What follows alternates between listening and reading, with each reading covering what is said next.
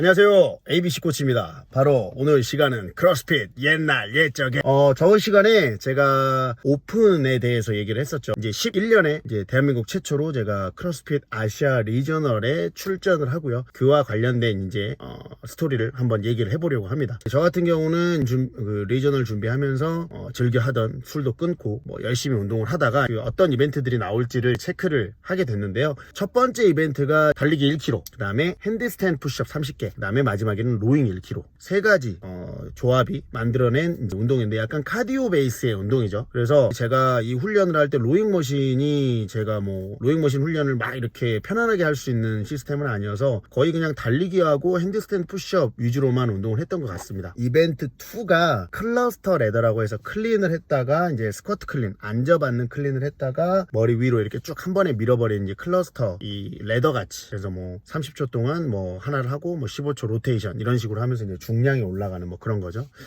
어쨌든 역도는 동호회 활동도 했었고 저 같은 경우는 훈련할 수 있는 환경 베이스가 됐기 때문에 그 이벤트에 대해서는 나름 자신을 갖고 갔지만 서양인들 말이 아시아 리저널이지 동양인은 한 두세 명밖에 안 됐습니다. 정말로.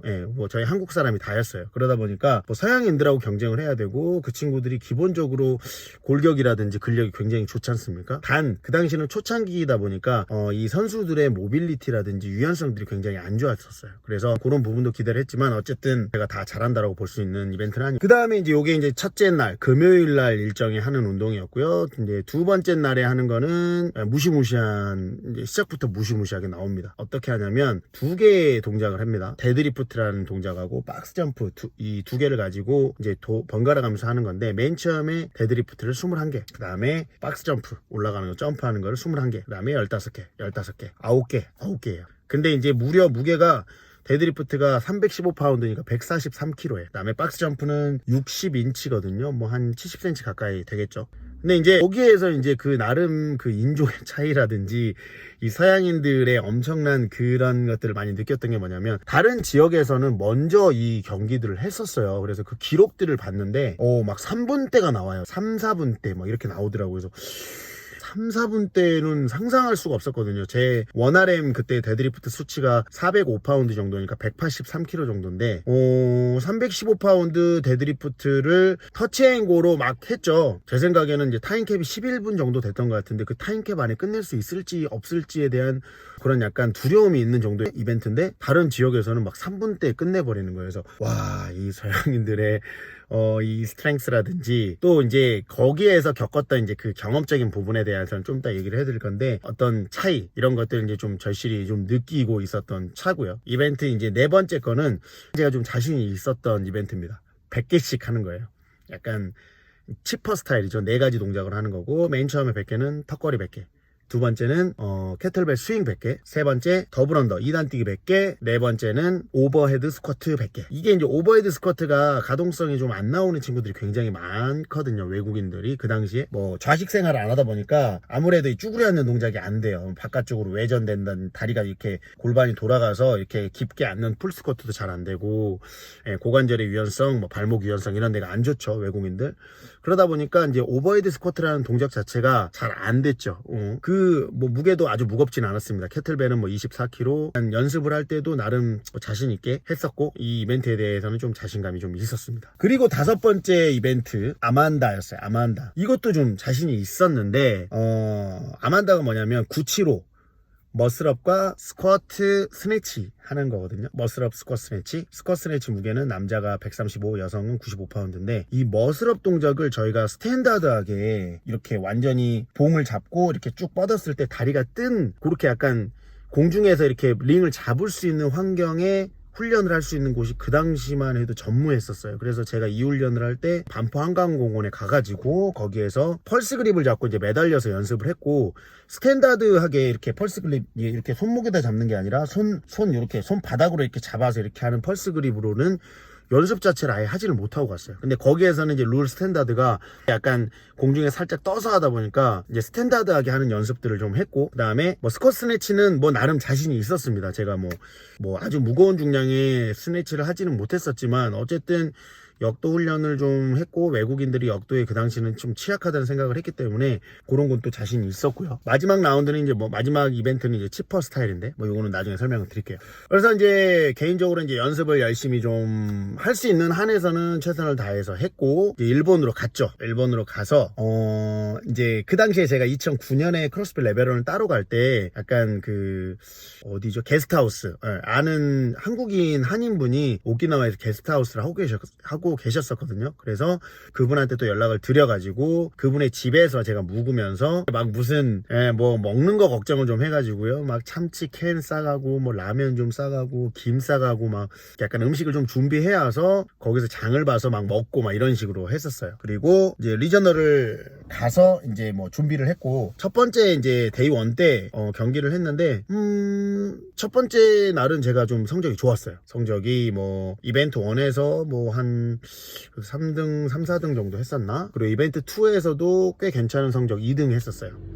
그래서 이벤트 첫 번째 날은 또 순위가 제 나름대로는 괜찮았고 두 번째 날 이제 아침에 하는 그 데드리프트 박스 점프 그거를 하고 나서 뭐 그날은 괜찮았습니다. 그날은 괜찮았는데 정말 그 이벤트를 하면서 와 이 인종의 어떤 차이점 와 서양인들의 어떤 그 피지컬에 대해서 굉장히 놀랐어요. 왜냐면 저는 진짜로 힘들게 데드리프트를 막 뭐 한 번에 그때 10개 이상 15개 정도는 했던 것 같아요. 터치앤고로 315파운드를 했는데 옆에서는 뭐 그냥 이렇게 하더라고요. 이렇게 어떤 친구가 있었어요. 마커스 스미스라고 그 당시에 두바이에서 온 친구인데 그냥 막 이렇게 해요. 데드리프트를 막 와 이거 보고 뭐 옆에서 이제 놀랬지만 어쨌든 저는 제 페이스대로 해야 되잖아요. 제가 아마 1라운드 정도 끝내고 2라운드를 들어가려고 했었나 근데 그 친구는 거기서 끝나더라고요. 한 3, 4분 때에 끝났어요. 그래서 보고 와 이게 진짜 이게 무슨 일인가. 저는 그때 이제 타임캡 안에 끝내는 걸 목표로 했었고 마지막에 이제 개수가 9개를 해야 되잖아요. 근데 8개를 딱 하고 나는 끝난 줄 알았어요. 그래서 막 와 이렇게 손을 이렇게 들면서 나 끝났다 했는데 옆에서 한 개 더 있다 한 개 더 있다 이제 저지가 얘기를 해준 거예요. 그래서 당황해가지고 오 하다가 저 막 뒤로 넘어지는 박스에서 넘어지는 이제 그런 영상들이 이제 뭐 이렇게 리저널 이렇게 리캡 비디오 같은 데서 떴었고 그래서 이제 저 일어나서 이제 한 개 더 하고 막 그랬었죠. 그래서 이벤트 3에서 완전히 뭐 망쳤다기보다는 뭐 굉장히 이제 그 서양인들과의 어떤 그 피지컬의 차이를 좀 깨닫고 막 이 약간 힘들었었어요. 그러다가 이제 이벤트 4에서 나름의 이제 뭔가 이렇게 일을 갈았죠. 제가 일을 갈아서 이벤트 4에서 제가 그때 2등 했던 것 같아요. 2등 했나 1등 했나. 그리고 그 이제 저랑 같이 옆에서 데드리프트 했던 그 마커스 스미스라는 친구는 또 오버헤드 스쿼트를 굉장히 또 어려워 하더라고요. 그래서 이제 풀업하고 100개 하고 캐틀벨 스윙 100개 하고 더블언더 하고 또 제가 더블언더 그때도 얘기 드렸지만 테크닉이 완성이 잘 안 돼서 막 엄청 걸렸어요. 막 걸리고 있는데 이제 그 친구들 잘하고 저보다 먼저 오버헤드 스쿼트를 딱 들어가더라고요. 근데 이제 막 거의 막 사시나무 떨듯이 막 이렇게 오버헤드 스쿼트 하는데 막 잘 못해요. 막 고관절도 다 무릎 아래로 안 내려가고 막. 그래서 제가 이제 더블언더를 어렵게 끝내고 가서 이제 바벨 잡고 오버헤드 스쿼트를 그냥 한 방에 이제 20개를 해버리죠. 20개를 해버려요. 역전을 하는 거죠. 그래서 어쨌든 제가 연습했을 때는 그거를 캡 안에 다 끝냈었는데 이제 어쨌든 리저널 가서 그 상황에서 이틀 경기를 하고 몸의 피로도가 축적이 되고 또 옆에 또 저지를 보는 사람이 또 정확하게 제대로 안 하면은 또 노랩을 주잖아요. 거의 노랩을 안 받았던 것 같은데 어쨌든 그런 이제 환경에서는 이제 다 끝내지는 못했어요. 오버헤드 스쿼트를 한 60개 정도 하고 이제 마무리가 된 것 같은데 그래도 이제 성적은 좋았죠. 뭐 전체 2등 정도 했고 근데 이제 1등을 노려볼 수도 있을 것 같다고 했지만 압도적인 1등이 있었어요. 다니엘 헐스라는 친구가 있는데 이 친구가 이제 나중에 2011년 12년 아마 13년까지 나갔나 아무튼 2번인가 3번 연속으로 이제 게임즈를 나간 친구인데 굉장히 안정적인 페이스로 운동을 했고 덩치가 굉장히 컸습니다. 그리고 다른 서양인들에 비해서 테크닉 레벨이 완전히 달랐어요. 테크닉 레벨이 역도도 굉장히 잘했었고 모든 동작에 대해서 약간 그 무브먼트 이피션시라고 하죠. 그 효율적인 동작을 했었고 에너지 분배도 굉장히 잘했던 친구입니다. 자기 체구에 맞지 않게 또 짐내스틱에 대한 내구력도 좋았고 그 지구력도 굉장히 좋았고요. 그다음에 굉장히 이제 놀랬던 게 되게 대회하기 전에 뭐 이렇게 약간 누워서 놀고 있어요. 그러면서 막 이상한 거 뭐 하고 있더라고요. 그래서 뭐지 하고 봤는데 그 당시만 해도 라크로스볼, 폼롤러 막 이런 것들이 뭐 우리 같은 크로스피터들이 한국에서 쉽게 구할 수 있지도 않았고 막 하지도 않았었어요 많이. 근데 뭐 이렇게 라크로스볼 같은 거 갖고 막 발 이렇게 막 하고 있고 막 등 이렇게 돼가지고 막 이렇게 하면서 뭐 이렇게 약간 뭐 연습하는 것 같지도 않고 막 여유롭게 약간 노는 것 같아요 약간 친구가. 근데 경기 딱 들어가면 이제 제일 잘해요. 그래서 야 이런 걸 보고 약간 이제 뭐 정보력의 차이도 좀 있구나. 아무래도 이제 그 친구가 오키나와에서 미군으로 근무를 하던 친구인데 아무래도 이제 저희보다는 훨씬 더 그런 어떠한 뭐 모빌리티든 뭐든 그런 인포메이션 정보 부분에 있어서 훨씬 더 좀 습득하기가 편하잖아요. 그렇다 보니까 어떤 정보력이라든지 또 그런 트렌드들을 받아들이면서 이미 어느 정도의 훈련을 좀 해오고 있었던 거죠. 그러니까 저희는 이제 그런 부분에 대해서는 좀 부족했기 때문에 뭐 그런 것들을 보고 많이 깨달았습니다. 와 이게 단순하게 그냥 무식하게 워크아웃이나 와드만 한다고 다가 아니라 이런 회복이라든지 이런 것도 굉장히 중요하구나라는 걸 느꼈고, 여실하게 느꼈던 게 이제 데이 3예요. 일요일 날에 전날 데드 박스 점프 고중량 데드리프트를 45개를 했고, 다음에 뭐 캐틀벨 뭐 풀업 뭐 이런 거 막 100개씩 했잖아요. 오베 스쿼트. 다음날 완전히 그냥 몸이 갑니다. 완전히 등이랑 허리가 완전히 가가지고요. 뭐 사진에 띄워드리겠지만 뭐 완전 테이핑 칠을 했어요. 허리가 너무 아프고, 그러니까 아프다기보다는 완전히 간 거죠. 지쳐버렸어요. 등 같은 데가 아예 갔어요. 그래서 저는 아만다에서 굉장히 자신감을 갖고 있었는데 거기서 완전 망치죠. 어떻게 망치냐면 머슬업이 안 되더라고요. 첫 번째 9개 머슬업을 못 끝냈어요. 야 이게 제가 연습할 때 펄스 그립으로 뭐 그 시간 안에 막 끝내고 그랬거든요. 물론 펄스 그립이 완벽하게 팔이 락아웃이 되는 건 아니기 때문에 그 경기 규정에서는 링에 매달렸을 때 발이 떨어져야 되고 팔이 완전히 펴져야 된단 말이에요. 그러니까 이 컨디션에서 스윙을 해가지고 스탠다드하게 올라가는 연습이 한 번도 안 됐던 것도 있었고요. 그 다음에 이제 이거는 리저널 가서 이제 금요일 되기 전에 그 오키나와에 있는 크로스핏 아시아 체육관에 가가지고 연습을 해서 이제 한두 개는 막 하고 이렇게 했는데, 중요한 거는 이틀 동안 경기를 하고 몸이 완전히 간 거예요. 그러니까 피로회복에 대한 어떤 그 몸의 어떤 그 릴리즈, 근육에 대한 어떤 그런 이완, 이런 것들을 운동 끝나고 해줬어야 됐는데 그런 거에 대한 이제 인포메이션 같은 것도 없었어요. 우리가 뭐 스트레칭이나 좀 하고 했지 뭐 이렇게 봄놀러로 막 이렇게 리커버를 해준다든지 이런 것들이 없었던 거죠. 지식이 완전히 그냥 머슬업 9개를 못했어요. 이거 너무 실망이었죠. 제가 와 스쿼트 스네치 저 그냥 60kg 가지고 노는 건데, 135 가지고 노는 건데, 와 그거를 못하고 머슬업에서 헤매고 있는 내 자신이 너무 싫었습니다. 제가 막 와 너무 싫었어요. 너무. 근데 이제 뭐 나름대로 이제 저보다 더 잘했던 친구들은 다 어쨌든 이미 크로스핏 체육관에서 운동을 하고 있던, 그러니까 크로스핏 지부에서 운동을 하고 있던 친구들이었죠. 저는 지부에서 트레이닝을 하지 않았고, 그 당시 지부라고 해서 뭐 삽짐이라고 있었지만 뭐 사실 거기를 가서 훈련할 수 있는 환경도 아니고, 거기에서도 마찬가지로 이런 환경, 이런 것들을 제대로 할 수 있는 환경은 아니었던 것 같아요. 그래서 훈련하는, 운동하는 환경이 굉장히 좀 중요하고, 또 그런 트레이닝 메이트도 굉장히 중요하고, 정보도 굉장히 중요하고, 이런 것들을 많이 느꼈던 경기였어요. 그 5죠. 아만다를 망쳤습니다. 머슬업 9개를 못 끝내가지고 스네치를 못했어요. 너무 창피하더라고요. 너무 싫었습니다. 그때까지만 해도 탑 3 갈 수도 있겠다. 왜냐면 전날 성적으로 해서 아마 2등인가 3등인가 했었거든요, 제가. 근데 그거 하나는 이제 또 순위가 또 추락을 하죠. 저보다 뭐 다른 것들을 못했던 친구들이 머슬업을 하고 스네치까지 들어가 버리니까 제 순위는 또 밑으로 떨어지는 거죠. 그리고 이제 맨 마지막에 치퍼는 뭐 맨 처음에 뭐 로잉 뭐 20칼로리 하고 버피에서 플레이트로 뛰어 올라가는 거 30개. 그 다음에 이제 이 덤벨 40파운드인가 45파운드 2개를 가지고 덤벨 그라운드 오버헤드를 하는데, 저는 또 거기서 죽을 뻔 했고요. 그걸 40개를 해야 되거든요. 20kg가 제가 그때 여기 지금 요 손이 보시면은 이렇게 튀어나와 있거든요. 이쪽이. 그때 이 손을 여기를 다칩니다. 지금도 계속 이제 뭐 스네치 하거나 뭐 하거나 하면 이제 아픈데, 왜 다쳤냐면 이 덤벨을 그러니까 바닥에서 머리까지 올리는 거예요. 뭐 클린 했다고 쭉 뻗었다가 이제 내려야 되는데, 내릴 때 이렇게 바닥에 내려야 되잖아요. 근데 이미 나는 허리랑 등이 다 가버린 거예요. 이게 코어에서 컨트롤도 안 되고 코어도 지쳤고 허리가 완전히 갔으니까 퉁퉁 떨어지잖아요. 바닥에 손을 계속 덤벨을 짚으면서 꽝꽝꽝 하고 때린 거예요. 이게 이제 너무 아픈데도 어쩔 수 없이 해야 되잖아요. 경기를 해야 되기 때문에 뭐 아픈 거를 참고 했죠. 참고 했는데 결국은 이제 이게 이런 뭐 영광의 상처라고 할 수 있지만, 손이 이렇게 뼈가 이렇게 자란 거예요. 손뼈가 이렇게 보이시면. 그래서 지금도 솔직히 말하면 스네치 같은 걸 하면 여기가 이제 손바닥에 이렇게 눌리면 이 뼈가 아파요. 그래서 제가 이제 스네치 스트레치나 이런 동작을 좀 아픈 동작들은 굳이 할 필요가 없잖아요. 이미 다쳤고 그냥 뭐 그냥 이대로 뭐 이렇게 살다가 병원 한번 갔더니 이제 여기는 그냥 어떻게 엄청나게 뭐 약간 복잡한 수술이 될 수 있대요. 그래가지고 그냥 이렇게 살기로 하고 있거든요. 그래서 뭐 여러분들은 이제 이런 시행착오를 겪으면 안 됩니다. 뭐 이게 코어가 너무 지쳤으니까 이거를 컨트롤해서 내리면서 해야 되는데 결국은 그게 단순하게 제가 혼자서 운동하는 게 아니라 경기잖아요. 그러니까 그 경기를 하면서 나는 어쨌든 그거를 단시간에 끝내야 될 것이고 그 부분에 대해서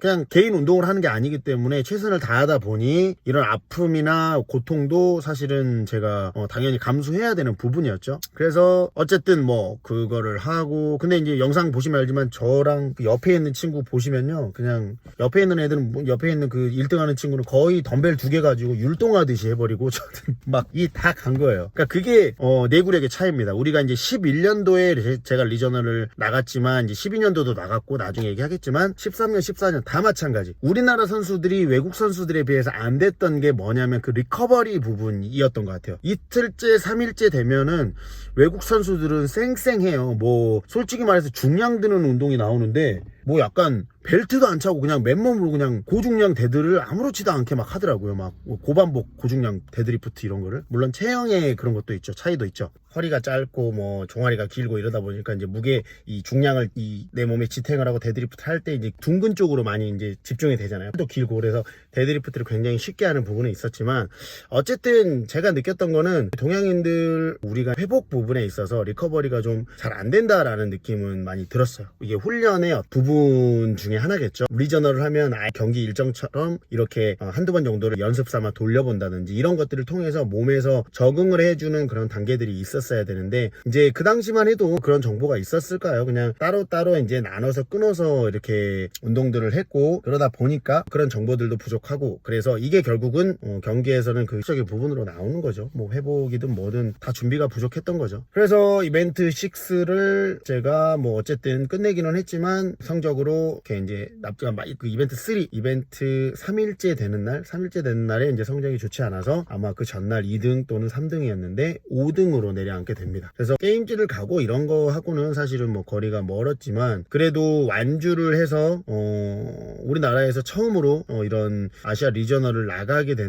됐고 결과적으로 이제 5위라는 성적을 거둬서 그에 대한 어떤 자부심도 있었고 제가 할 수 있는 범위 내에서는 최선을 다했기 때문에 굉장히 뿌듯했습니다. 그리고 이제 운동이라고 하는 부분 훈련에 대해서 어떤 식으로 해야 될지 그런 방향성을 잡게 된 계기가 됐죠. 결국은 리커버리 부분에 대한 것들 중량에 대한 스트렝스가 부족하다는 부분을 많이 느꼈거든요. 그래서 뭐 사실은 스트렝스 훈련을 한다고 해서 기하급수적으로 막 늘어나진 않지만 좀 더 스트렝스를 키워야 되겠다라는 생각을 좀 많이 하게 돼요. 이런 탑 레벨로 경쟁을 하게 되고 이제 나중에는 이제 리저널 와드 하면 이벤트 하면 오픈 이벤트랑은 달라서 기본적인 어떤 스트렝스가 받쳐지지 않으면 사실은 거기서 살아남기도 어려운 그런 시스템의 운동들 완주하기도 어려운 그런 운동 시스템의 프로그램들이 많이 나왔었죠. 그러니까 약간 게임즈로 가기 위한 검증 단계이기 때문에 이제 기본적으로 그 정도 레벨은 해줘야만 게임즈로 초청할 수 있다라는 가이드라인 같은 거였죠. 그래서 제가 그때 한국인 3명 나갔어요. 뭐 여러분들 아시는 이제 김영준이라는 친구 나중에 이제 12년부터 굉장히 잘했죠. 1등을 계속 했는데 김영준이도 저랑 같이 가서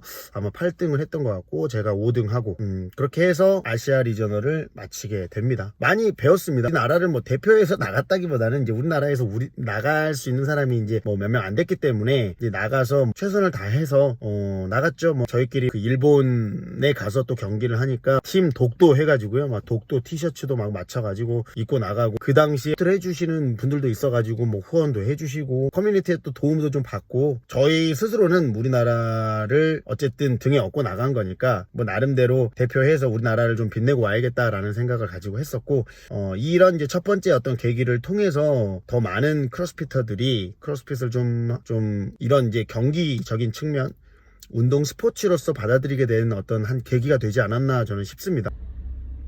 좀 뭐 되게 많은 여러 가지 것들을 숙제를 가지고 오게 된 하나의 계기가 되지 않았나 라는 생각을 좀 해보고요. 그리고 나서 리저널 갔다 온 지가 이제 5월인데 제가 거짓말 않고 리저널 갔다 와서 그 몸 회복하는데 한 달 걸린 것 같아요. 이게 정상적인 뭐 그 3일 운동을 했는데요. 뭐 한 진짜 이 허리 쪽에 어떤 그런 통증이라든지 뭐 전신 자체가 회복이 되는데 한 달 걸렸습니다. 그 다음에 이제 뭐 이제 이 다음 편에 얘기를 할 뭐 리복과 이제 크로스핏과의 상관관계, 그리고 이제 우리나라에 리복 크로스핏 체육관도 생기고 리복 코리아에서 우리나라 크로스핏 커뮤니티를 서포트하는 이제 그런 얘기를 할 건데, 이제 거기 가서 뭐 이벤트도 하고 로잉머신도 타고 이런 것들이 있었는데 뭐 로잉머신 탈 때도 허리가 아프더라고요. 그래서 뭐 전반적으로 몸이 그런 3일간의 어떤 전쟁 같은 경기를 치르고 나서 회복하는데 너무 오랜 시간이 걸렸었죠. 그래서 이게 좀 쉽지는 않은 이벤트였구나. 뭐 그래도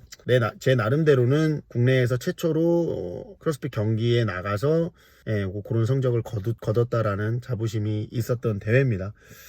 뭐 오늘 이제 여기까지 해서 리저널 이벤트에 대해서 얘기는 마치고요. 뭐 더 얘기가 길어질 수 있으니까 오늘은 여기까지로 마치도록 하겠습니다. 다음 시간에는 제가 이제 리복과 크로스핏의 어떤 그런 계약 관계라든지 뭐 어떤 식으로 우리나라에서 이제 리복이라는 브랜드가 크로스핏을 위해 어떤 중점적인 커뮤니티를 서포트하는 중점적인 역할들을 했는지 뭐 그런 내용에 대해서 제가 알려드리도록 하겠습니다. 다음 시간에 뵙도록 하겠습니다. ABC 코치였습니다.